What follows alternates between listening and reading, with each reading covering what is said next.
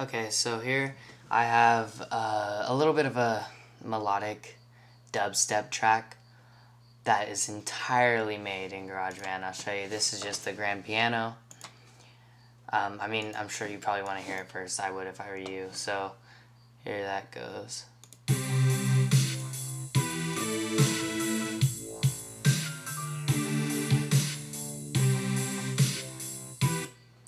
You know, I just had headphones on, so I didn't really know exactly how it was going to sound on the audio recording, but now that I hear it, I should turn this up just a notch, and along with this up just a notch. Let's try that.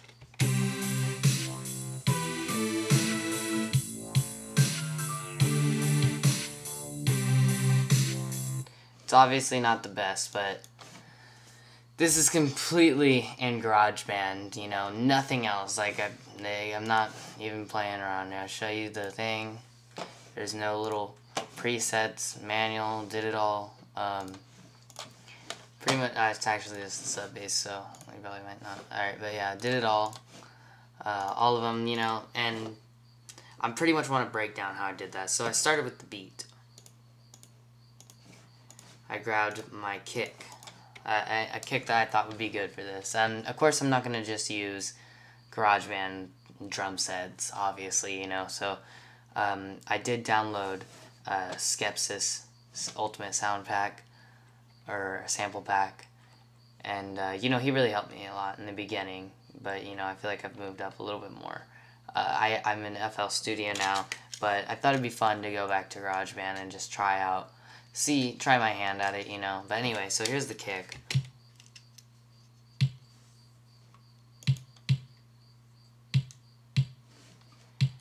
It's really punchy.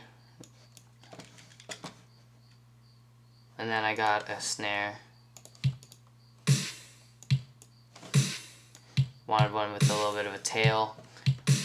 One that sounded... I could add some reverb to that too if I wanted to. I just haven't yet.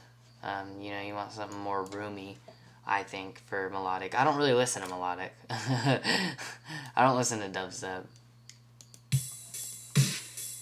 So then I had this ride. So then after that, I grabbed this. Oops, sorry. I grabbed this. Oh man, blowing up. I'm sorry, I gotta check this.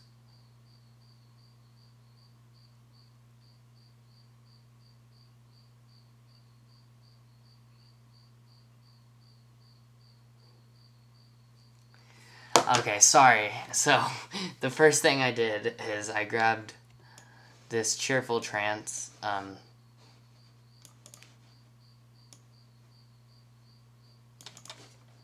and I made a melody out of that. I mean, I did a simple chord progression. I had FX Cruncher, yeah, that makes it really loud. I brightened it up. I didn't think I changed the tuning. I boosted up the Renaissance to 35, the attack up a little, and the sustain up to high.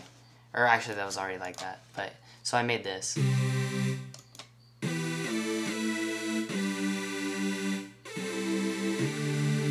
You didn't get to hear this part in the song, but that was what I based the drop off of.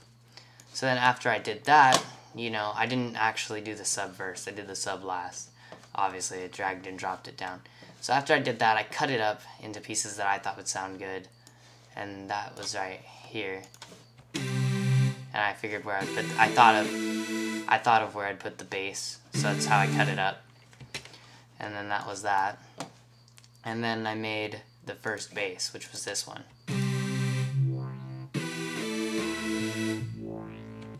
I actually had it on a much lower octave before I started, but then I kind of liked the way this went, especially since I could put it in here like this, because you want the bass to be relevant through the whole track, not just after the synth. So I did add an automatic filter like everybody does on here to make like some wobble bass. I added an automation clip underneath it. It could be better, but you know, I just did it to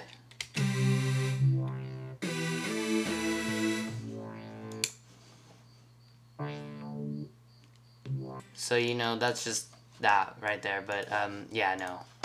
And then I did FX Crunch on that too. But this is pretty much my settings for this. I'll tell you. That's 12, 75, 30, 12, 0, 45, 30, 55, 95.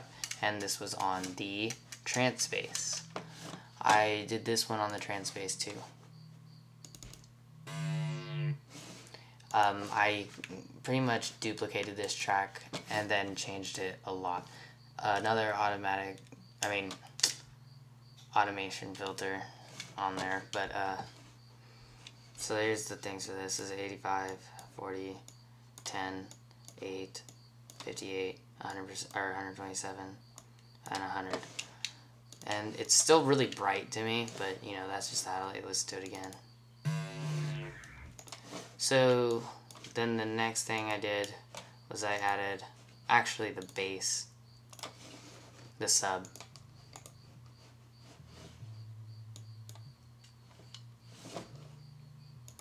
So that's just that. And then I just thought it was a little bland, so I added a piano. Just some little notes right there. And then I had to add this one because I thought that'd sound cool in there. And that's just a little, like your scale right there. So after that was all added in, that was almost the whole thing.